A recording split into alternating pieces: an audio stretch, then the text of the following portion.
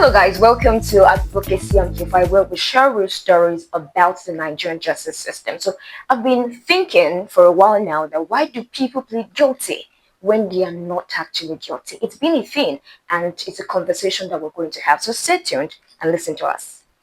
All right, guys, welcome back. And I have my guest with me. She's the legal associate at Tesco Foundation for Justice. Her name is Blessing Alasa, and we're going to be having this conversation together. Hello, Blessing. Hi. Yes, how do you feel being on camera?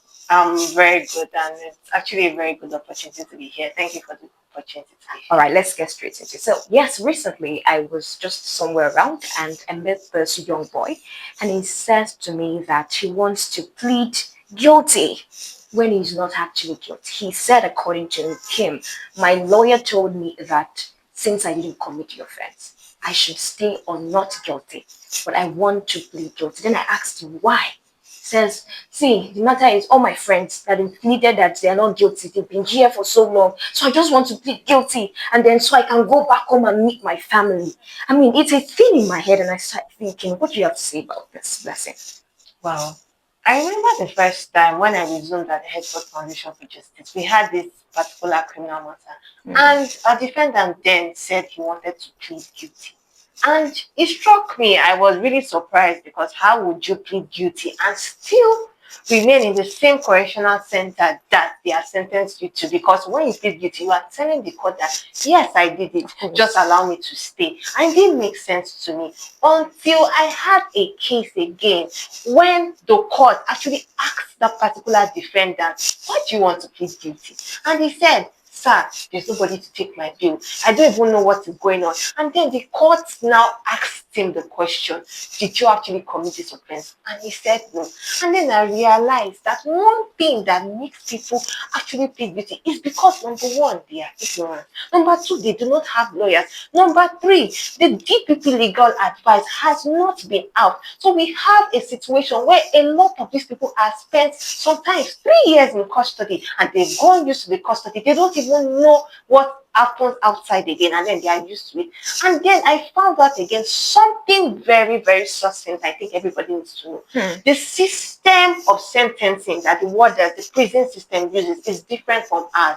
So, for example, we have 12 months in a year. All right. 12 calendar months. But the prison system sentencing is 8 months equals a year. Oh, really? So, if somebody has spent 2 years, he might have spent in reality more than that. And then the waters made me realize something, that they do not even spend up to the year that they spent 2/3 of the year they are sentenced to, and the remaining 1/3 is for restitution. So most of these people, what they have at the back of their mind is that instead of staying there for, I don't even know when I'm going to court, let me plead guilty. At least the court will say, at first 12 months, I've even spent them, and I'm going home soon. I had a case recently of a defendant. He had been there for 2 years and 2 months. And then all of a sudden, he said he wanted to plead guilty. When he pleaded guilty, when they calculated his sentence, they found out that he was released that same day. So we understand now why they plead guilty, because they are certain of when they are going to go home.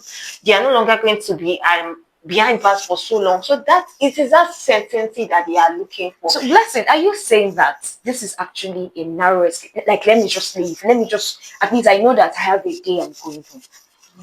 This is really serious. Yes, so let's just not dwell about the problem. Let's talk about the solution. What do you think we can do to address this matter?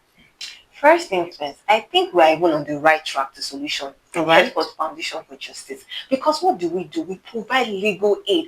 A lot of these people do not have access to justice. They do not have legal practitioners. Right. So you have a situation where there are some cases in court that have been on since as far back as 2019, and the court is just waiting for a legal practitioner to just move an application for them to strike out the case.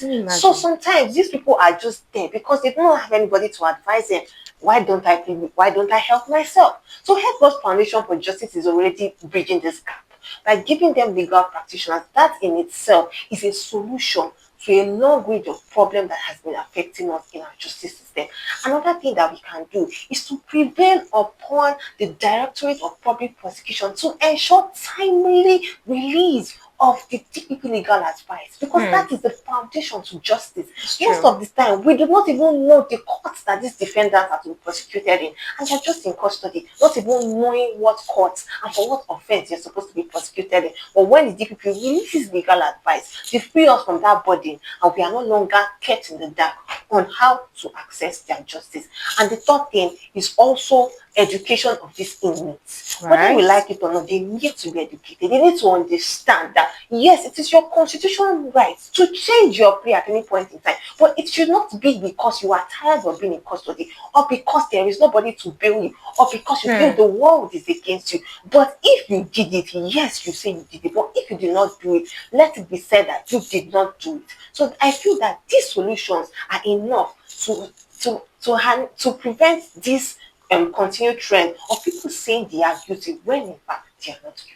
All right. Thank you so much, audience. I know that you've heard a lot from Blessing. She's an associate lawyer here, and she said a lot. The thing is, if you are not guilty of an offense, don't say that you're guilty. Always listen to your legal counsel. In other words, listen to your lawyer. When they say that you should prove that you should plead not guilty when you are not actually guilty of the offense, they know what they're doing. So please do as she has said. And I know that we are learning too. So, yes, this is where we put a full stop today. And I'm your host, Fibia Ganilu. Thank you so much for listening.